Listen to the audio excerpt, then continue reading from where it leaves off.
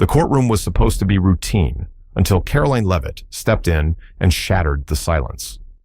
With one sealed folder and a single sentence, she forced Justice Amy Coney Barrett to face a truth no one expected. What followed wasn't just political theater. It was a moment that shook the foundation of the Supreme Court itself. Allegiances crumbled, reputations trembled, and the meaning of judicial integrity was put on trial before the entire nation. If you care about truth, power, and the future of American justice, don't look away now. Subscribe to my channel and I won't keep you waiting any longer. We're about to uncover the terrible secret Amy Coney is trying to hide right now. The marble walls of the Senate Judiciary Committee hearing room stood tall and stoic, but the people inside them were anything but calm. It was one of those rare DC mornings where you could feel something electric in the air before anything had even begun. The kind of morning that makes seasoned political aides double-check their memos and TV producers whisper frantically into their earpieces. Everyone felt it, even if they couldn't quite explain it. Today would not be business as usual. The hearing was supposed to be just another page in the book of American political theater, a routine oversight session, a polite exchange of legal interpretations, maybe some headline-worthy sound bites, and then onto the next agenda. At least, that was what most expected. What they didn't count on was the presence of Karoline Leavitt. She entered quietly, without the entourage or drama often surrounding political figures. No flashing badges, no booming voices announcing her arrival. Just her. A slender figure in a sharply tailored navy blue suit, a delicate gold cross glinting at her neckline, and a leather-bound satchel tucked securely beneath her arm. She didn't need a title today. Her presence was enough to shift the temperature in the room. The older attendees, retired judges, veteran journalists, and longtime Hill staffers, tilted their heads, whispering to one another. "That's her," someone muttered, "the youngest press secretary in U.S. history." But she wasn't here today as a spokesperson. She was here with purpose, and as they would soon realize, with receipts. Seated at the center table beneath the spotlight of institutional authority sat Supreme Court Justice Amy Coney Barrett. She looked as composed as ever, calm hands folded over a stack of legal notes, her expression unreadable. Her black judicial robes weren't present today. Instead, she wore a modest gray suit and a string of pearls. But even without her robes, she carried the gravitas of her title. This was the kind of woman the nation expected to stay poised even during chaos. Karoline approached the microphone. The room hushed. It was the kind of silence that doesn't just fall, it lands, heavy, intentional, reverent. "Thank you, Mr. Chairman," she began. Her voice didn't need volume to command attention. It carried confidence, not the kind bought with headlines or rehearsed applause, but the kind born from battle. Real battle. The kind you fight with truth when the world demands silence. "I come before this committee not in protest, but in protection of the Constitution, of the judiciary, and of the trust the American people have placed in both." Even those who had dismissed her as a political lightning rod leaned in. Something was coming, and it wasn't going to be comfortable. She paused for a beat, scanning the room. On her left, senior senators lined the mahogany bench with practiced stoicism. On her right, a gallery filled with reporters, activists, and legal scholars sat stone-faced, their pens ready. "What I am about to reveal today," she continued, her voice steady as a heartbeat, "is not a theory. It is not speculation. It is a documented arrangement that, if true, undermines the very principles of judicial independence." Justice Barrett raised her chin slightly. No movement, no reaction. But Karoline noticed the tightness in her jaw, the smallest change in breathing, the barely perceptible twitch in her right hand. "Let me be clear," Karoline said, stepping slightly closer to the microphone. "This is not an attack. It is a reckoning." From her satchel, she produced a folder, thick, sealed in red, stamped with one word that hit like a gunshot across the room. "Confidential." A gasp, audible, unapologetic. Even Senator Richard Blumenthal, who had spent decades in the courtroom, shifted in his seat. Karoline held it up. Inside this folder are documents, emails, handwritten notes, and calendar logs that detail a series of undisclosed communications between Justice Barrett and individuals in the executive branch, prior to her confirmation in 2020. The silence was pierced only by the frantic clicking of keyboards. Communications, she said, that may indicate coordination on key legal issues, issues that are now being decided by the court under her gavel. The chairman raised a hand. Miss Leavitt, we must caution you that alleging misconduct against a sitting Supreme Court justice requires the highest burden of proof. Karoline nodded. Which is why I am not alleging anything, Mr. Chairman. She unfastened the red seal with a soft snap. I am presenting, and I ask only that the committee review the facts with the seriousness they deserve. At that moment, something shifted in the room's emotional register. What had started as curiosity morphed into something deeper. Apprehension. Not political, not partisan. Patriotic. Among the crowd, older attendees straightened in their seats. These weren't people drawn to drama. They were veterans, grandparents, former civil servants. They knew what real stakes looked like, and the look in Karoline's eyes told them this wasn't a show. This was about justice. Justice Barrett glanced toward her counsel but said nothing. She didn't have to. Her eyes betrayed something. Not fear, but anticipation. A knowing discomfort. As if a memory she'd long buried had suddenly clawed its way to the surface. Karoline opened the folder. She placed the first page on the document projector. It flashed across the room's massive monitors. An internal email thread, dated September 18th, 2020. 3 days before Barrett's nomination. The email's subject line was generic. Judicial discussions, private. But the content wasn't. It referenced securing assurances, navigating optics, and mutual alignment on landmark issues. This is the first of many documents, Karoline said, her voice now iron. And it won't be the last revelation you'll hear today. The chairman tightened his grip on the gavel. Journalists leaned forward, their faces lit by the glow of digital screens. And in that moment, something ancient stirred in the hearts of those watching at home, especially the older generation. They had seen leaders rise and fall. They had watched Watergate unfold on rabbit-eared TVs and heard the voices of Kennedy, Reagan, and Bush promise dignity in governance. Now, watching Karoline Leavitt, not with fire but with faith, they recognized something they hadn't seen in years. Someone willing to risk everything to tell the truth. And as the cameras panned across the room, showing Amy Coney Barrett staring unblinking at the screen displaying the first damning document, it was clear. The firestorm had begun. The silence had teeth. You could almost hear the heartbeats of the people in the room as the screen behind Karoline flickered with the content of the email, a trail of digital breadcrumbs leading to one of the most powerful seats in the nation. It wasn't just what the words said, it was what they implied. Phrases like policy congruence and secured understandings don't belong in conversations about the judicial branch.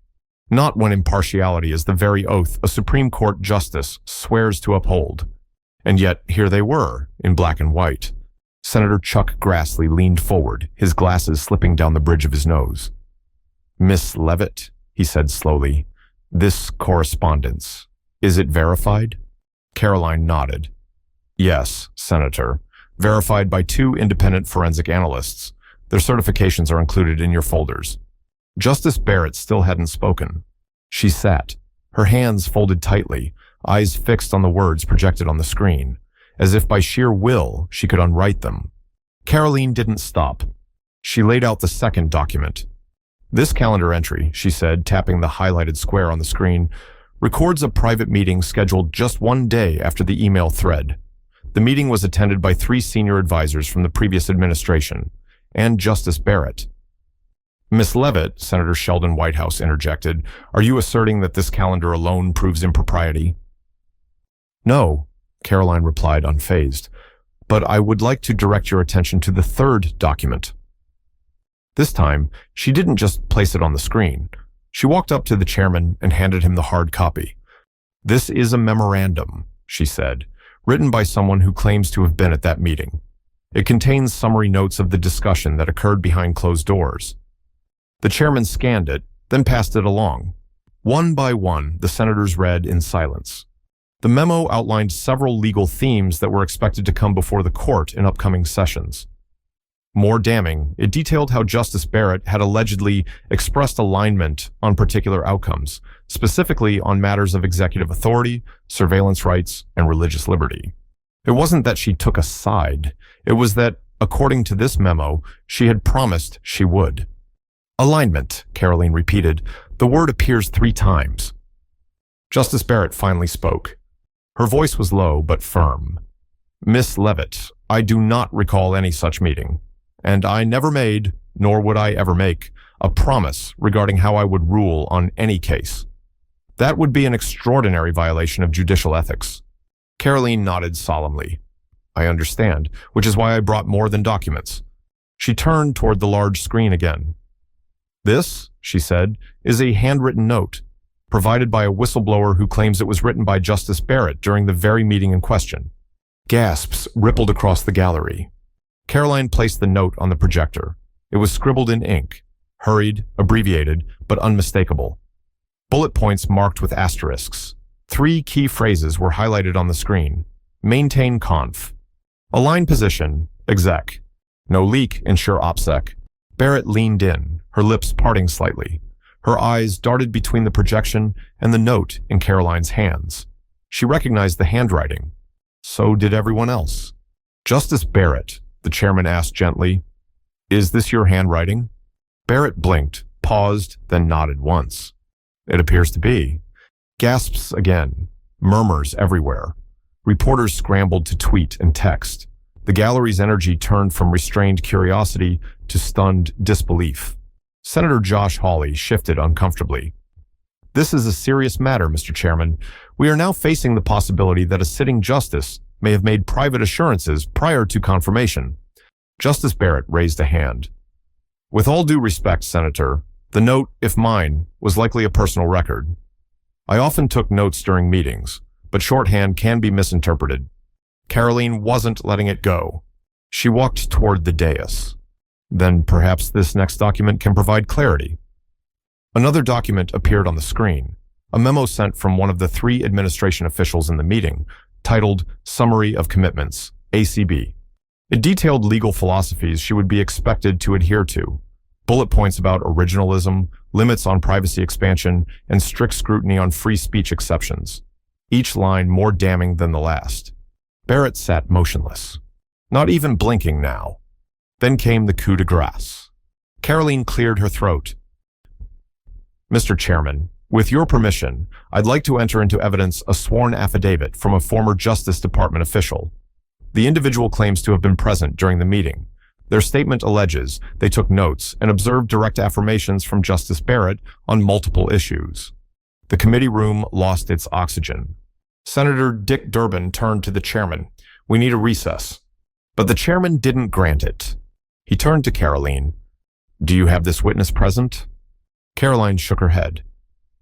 They chose to remain anonymous for now due to the gravity of the situation and fears of retaliation, but they are prepared to speak privately to the committee if requested.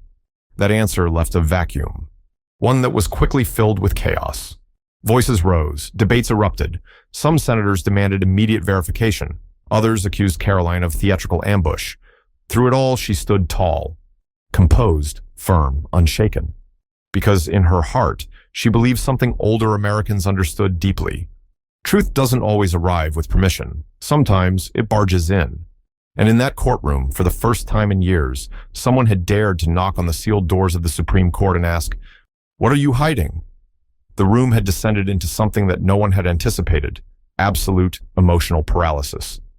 Every word Karoline had presented so far had landed like a heavy hammer, striking at the very foundation of what the Senate Judiciary Committee represented. And now? Now, they were beyond intrigue. They were staring into the abyss of a constitutional crisis. Even the air seemed different, heavier, tighter. Old-timers in the chamber, some who had served during Clarence Thomas's hearings, others who remembered the Kavanaugh firestorm, whispered among themselves, "We've never seen anything like this." Cameras panned to Justice Amy Coney Barrett. Her face still carried its calm veneer, but the muscles around her jaw were taut. Her knuckles had turned white from gripping the edge of the table. She was fighting something, a memory, a misstep, or maybe just the knowledge that this hearing would follow her legacy to the grave. Chairman Graham cleared his throat. Justice Barrett, we have now seen 3 different types of evidence presented against you: a memo, a calendar, and a handwritten note. You've acknowledged the note may be in your handwriting. I ask again, on behalf of this committee and the American people, did the meeting described in these documents happen? Justice Barrett shifted in her seat. Senator, I have no recollection of a meeting in the context described, but I will not issue a blanket denial. I will cooperate fully with a formal investigation. Karoline, watching intently from her podium, could feel the ripple this response caused. She didn't gloat. She didn't smirk. This wasn't about winning. It was about something far deeper, integrity. She stepped forward once more. With permission, Mr. Chairman, I would like to present a timeline that compares Justice Barrett's public schedule with the dates of the alleged communications. Senator Graham hesitated, then nodded. The screen behind Karoline illuminated with a split view. One side showed the official calendar published by the Supreme Court's Public Information Office. The other side displayed the meeting entries mentioned in the memos and emails. One by one, Karoline went down the list. On September 18, 2020, when the internal memo claims a meeting took place, Justice Barrett was scheduled to be in Indiana, delivering a lecture at Notre Dame Law School. However, no video of that lecture has been released to the public, and the university website currently has the page archived. She tapped the next line. September 19th, alleged follow-up call. Her public schedule notes a private travel day. No official records exist. The room watched in suspended animation. Karoline continued more softly now. This isn't about destroying anyone's reputation. This is about restoring something older than any of us. Trust in our institutions. And that starts with truth. Justice Barrett finally raised her head and met Karoline's gaze. It was the first moment they truly locked eyes. Something unspoken passed between them. Not hostility, not even defense, but gravity. Two women, shaped by entirely different journeys, standing on opposite ends of the moral spectrum, but tethered by the same constitution. The chairman looked between them. We will recess for 10 minutes. Justice Barrett, you may take that time to consult your counsel. As she exited the room, flanked by two aides, whispers trailed behind her like a shadow. The audience stood, some stepping into the hallway, others speaking frantically into phones. Karoline remained where she was. She didn't move. She didn't blink. A woman in her late 60s, sitting in the second row, a retired Army nurse named Dolores, leaned over and whispered to her husband, "She's doing what no one else had the courage to do." Across America, living rooms were glued to the feed. Veterans, retired school teachers, and lifelong voters sat forward in their recliners. It wasn't just about Barrett anymore. It was about the sacred balance of justice, and whether it still held weight in a time of digital chaos and partisan theater. The feed showed the hallway. Justice Barrett entered a private chamber. Her counsel whispered in her ear. One aide placed a handwritten note in front of her, possibly a prepared statement. She looked down, then she looked up at the camera. And in that split second, something shifted again. When the 10-minute recess ended, Barrett walked back into the room alone. No aides, no papers. Just her. She sat. She folded her hands. "Mr. Chairman," she said, her voice clearer than before, "I would like to make a statement." The room went silent once more. Every camera, red light blinked. "I have reviewed the documents. Some appear to be my own. Some I cannot verify. But let me say this. If I have ever failed in transparency, I will take responsibility. But I will not allow this court's reputation to be manipulated by unverified allegations." Karoline nodded subtly. She respected the courage it took to speak those words. Justice Barrett took a deep breath. "I will support an independent investigation, and I will recuse myself from any cases involving these allegations until that investigation is complete." Gasps. Even Karoline was caught off guard. It was the closest thing to accountability the Supreme Court had seen in years. The chairman blinked rapidly. "Justice Barrett, that is an extraordinary concession." Barrett didn't smile. "It is necessary." The committee fell into quiet discussion, while Karoline stepped back from the podium. She looked to the older woman in the audience again. Dolores, still seated, tears in her eyes. In that moment, Karoline didn't feel victorious. She felt tired. Not from the fight, from the weight of truth. Because exposing what was hidden wasn't glamorous. It was lonely. But somewhere deep in her gut, she knew what her grandmother always said was true. Doing what's right rarely feels good in the moment. It just matters more in the end. And this? This was only the beginning. The room remained frozen. A Supreme Court justice had just agreed in front of the entire country to step aside from her own cases pending an independent investigation. Even seasoned senators didn't know how to proceed. The air had changed. The usual partisan posturing was gone, replaced by a rare and unspoken sense that something sacred had been disturbed and might now, finally, be healed. But Karoline wasn't done. She cleared her throat and approached the microphone once more. Mr. Chairman, with the committee's permission, there is one more item I must introduce, one that, I believe, will add critical context to everything we've heard today. Senator Graham, visibly shaken but maintaining order, gave a slight nod. Proceed. Karoline reached into the satchel that had become, by now, a symbol of her precision and her persistence. She drew out a weathered, single-page document. This, she said, holding it up so the room could see, is a handwritten note allegedly penned by Justice Barrett herself, as confirmed by preliminary handwriting analysis. It was passed from the whistleblower to my office just 72 hours ago. We had it reviewed and preserved for authenticity. She laid it gently on the projector glass. And just like that, the room exhaled again, only to freeze once more as the note appeared on screen. At the top, underlined twice, were the words, "Key cases, expectations." Beneath that, a bullet point list, each item with a star beside it. Religious liberty, strict uphold. Executive privilege, full deference. Surveillance powers, minimize challenges. Election law, stay aligned, and then, in larger, hastier script, circled 3 times. Maintain full discretion, public blowback, fatal. A slow gasp rolled through the crowd. This was no legal memo. This was internal calculus, strategy, expectation, and fear, all written in the hand of a woman who now sat stone-faced beneath the weight of the Supreme Court seal. Senator Mike Lee leaned toward the chairman. "We need clarity, sir. Either this document is real or the integrity of this entire process is compromised." Karoline raised her hand before they could pivot away. "That clarity is coming." She reached again into her satchel and pulled out a second document. This time, it was an affidavit. She projected it as well. "This sworn statement," she explained, "comes from a former federal employee, a mid-level official who was present in the room where this note was allegedly written. His testimony outlines how, during that meeting, pressure was applied to align with administration priorities in exchange for fast-tracking certain case reviews." Barrett stirred in her seat. Karoline looked directly at her. "Justice Barrett, do you deny authoring this note?" Barrett studied the projection. Then she spoke slowly. "The handwriting does appear to be mine, but I do not remember writing it. I do not recall that meeting, and I certainly never accepted or offered quid pro quo in exchange for my appointment." Karoline stepped back. "I believe you believe that, but this country runs on more than personal conviction. It runs on transparency, on accountability."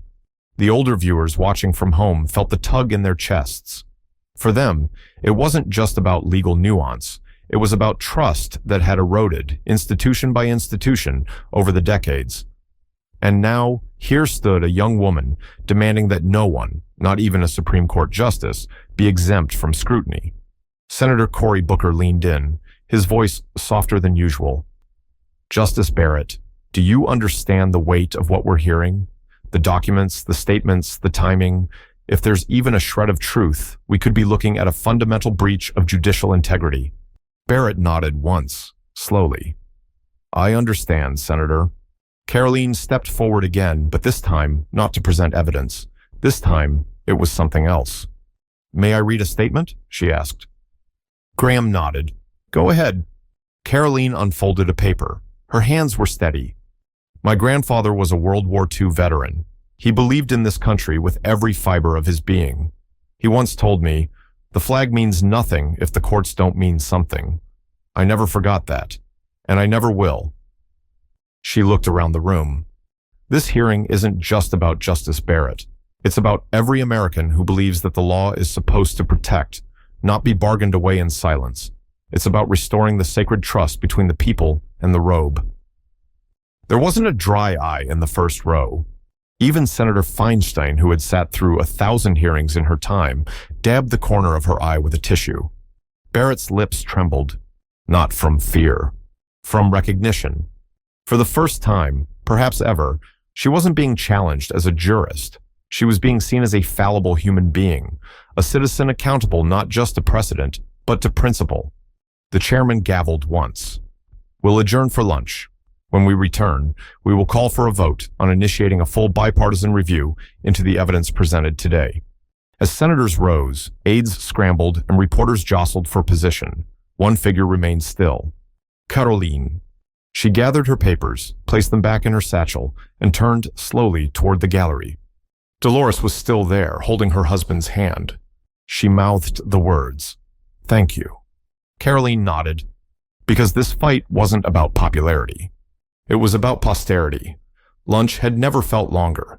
The senators, usually comfortable in their rhythms of partisanship and protocol, now looked more like jurors after a murder trial. Everyone had seen the evidence. Everyone had heard the cracks in the armor. But what came next would decide more than headlines. It would decide legacies. Karoline sat alone in the cafeteria corner, away from cameras and consultants. She nursed a lukewarm cup of tea, her satchel still beside her like a soldier's rifle. She wasn't thinking of cable news coverage or Twitter clips. She was thinking of her grandfather, of the oath he took in uniform, of the way he folded the flag every 4th of July like it still meant everything. Reporters whispered when she walked by. Staffers stopped her to shake her hand, but Karoline remained composed.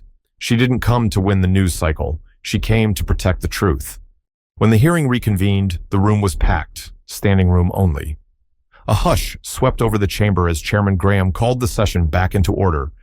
"Before we proceed to a formal vote," he said, "Justice Barrett has requested the opportunity to address the committee one final time." Every head turned. Barrett stood. Her hands shook, but her voice did not. "I want to be clear," she began. "I have never compromised my integrity for a position, not once. But the perception of this court matters. The trust of the American people matters."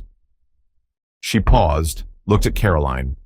"And so, while I do not concede guilt, I do recognize the need for full transparency.